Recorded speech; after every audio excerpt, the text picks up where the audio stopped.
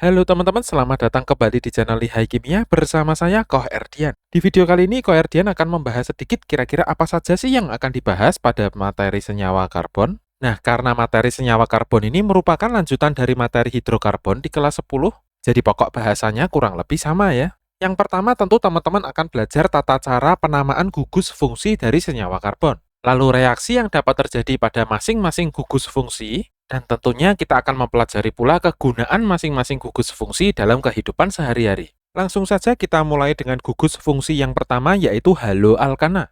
Seperti apa sih struktur dari haloalkana? Bisa kita perhatikan dari namanya. Alkana adalah rantai hidrokarbon berrantai tunggal. Halo di sini yang dimaksud adalah unsur halogen atau unsur pada golongan 7A. Oh, jadi ternyata haloalkana adalah rantai hidrokarbon, kita misalkan R, yang memiliki cabang suatu unsur halogen, kita misalkan unsur X. Contoh haloalkana kurang lebih seperti berikut. Ada 3 atom karbon yang berperan sebagai rantai utama pada hidrokarbon, dan dia memiliki cabang Cl atau klor, sehingga kita bisa tuliskan namanya adalah kloropropana. Lanjut, gugus fungsi senyawa karbon yang berikutnya adalah alkohol. Nah, kalau yang ini mesti teman-teman sudah sering dengar nih. Rumus struktur dari alkohol adalah suatu rantai hidrokarbon, kita misalkan R, yang memiliki cabang OH. Contoh dari alkohol adalah sebagai berikut.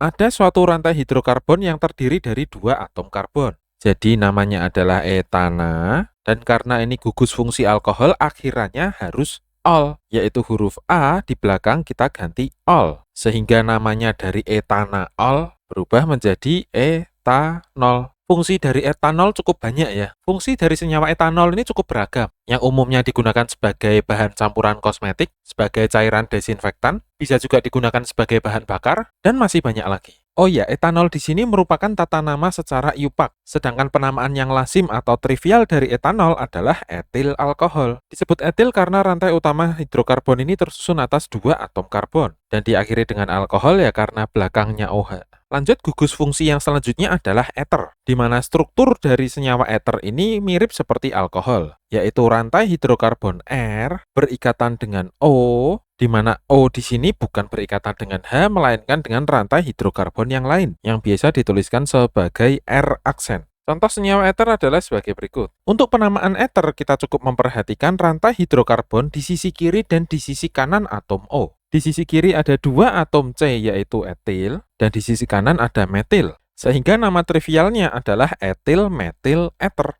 Sedangkan penamaan iupaknya adalah metoksietana. Kata metoksi berasal dari metil yang berikatan dengan oksi atau oksigen, di mana gugus metoksi tersebut berikatan dengan etana. Lanjut, gugus fungsi berikutnya ada aldehid dengan rumus struktur rantai hidrokarbon yang memiliki ujung C berikatan ganda dengan O, diakhiri dengan H. Contoh senyawa aldehid yang paling sederhana terdiri atas 1 atom karbon. Bentuknya seperti ini.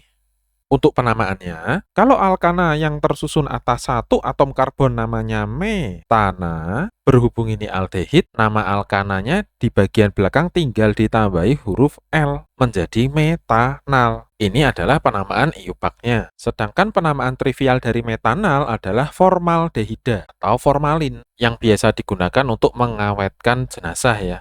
Gugus fungsi berikutnya yang mirip seperti aldehid adalah keton, dengan struktur seperti ini. Ada suatu rantai hidrokarbon yang berikatan dengan C, berikatan ganda dengan O, dan dilanjutkan bukan dengan H, tapi dengan rantai hidrokarbon yang lain atau R aksen. Contoh senyawa keton adalah seperti ini. Bisa kita perhatikan ini seperti rantai hidrokarbon yang terdiri atas 3 atom karbon. Oh, jadi kita bisa dong menggunakan nama propana. Nah, tapi berhubung ini gugus fungsi keton, akhirannya juga harus on. Jadi akhiran A pada propana kita ganti menjadi on, sehingga namanya menjadi propanon. Dan ini adalah tata cara penamaan secara iupak. Untuk penamaan trivialnya, kita bisa memperhatikan cabang yang berada di sebelah kiri dan kanan gugus keton. Ya, ini ada metil, tengahnya keton. Jadi bisa kita beri nama metil-metil keton, atau yang lebih umum dituliskan adalah dimetil keton. Ini adalah penamaan secara trivial. Oh iya, nama lain dari propanon itu adalah aseton. Nah, buat teman-teman yang suka nail art itu untuk membersihkan kuteknya itu menggunakan cairan aseton. Jadi umumnya aseton digunakan sebagai bahan pelarut ya. Lanjut, gugus fungsi berikutnya adalah asam karboksilat dengan rumus struktur seperti ini. Ada suatu rantai hidrokarbon R yang diakhiri dengan atom C berikatan ganda dengan O, atom C-nya berikatan lagi dengan O, diakhiri dengan H atau RCOOH. Contoh asam karboksilat adalah seperti ini.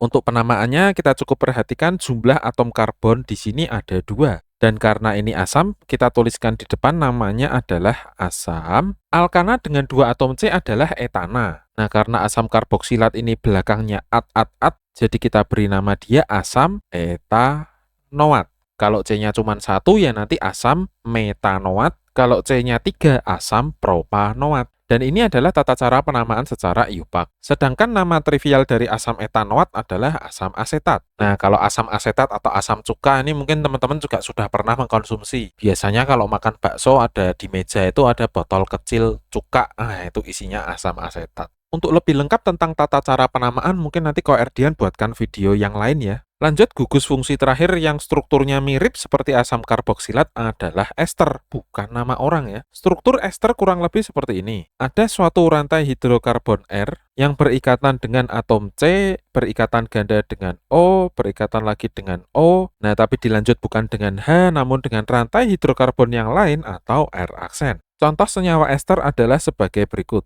Untuk penamaan, kita cukup perhatikan jumlah atom karbon yang berada di sebelah kanan dan kiri gugus esternya. Rantai hidrokarbon yang menempel pada O, ikatan tunggal di sini disebut sebagai alkil. Karena terdiri dari 2 atom C, jadi namanya etil. Sedangkan rantai hidrokarbon yang berikatan dengan gugus ester berjumlah 4 atom karbon. Jadi namanya kan ini adalah butana. Kalau kita gabung namanya menjadi etil butanoat. Ini adalah tata cara penamaan secara IUPAC. Sedangkan tata cara penamaan secara trivial adalah etil butirat. Jadi gugus fungsi senyawa karbon kalau bisa kita rangkum kurang lebih seperti ini.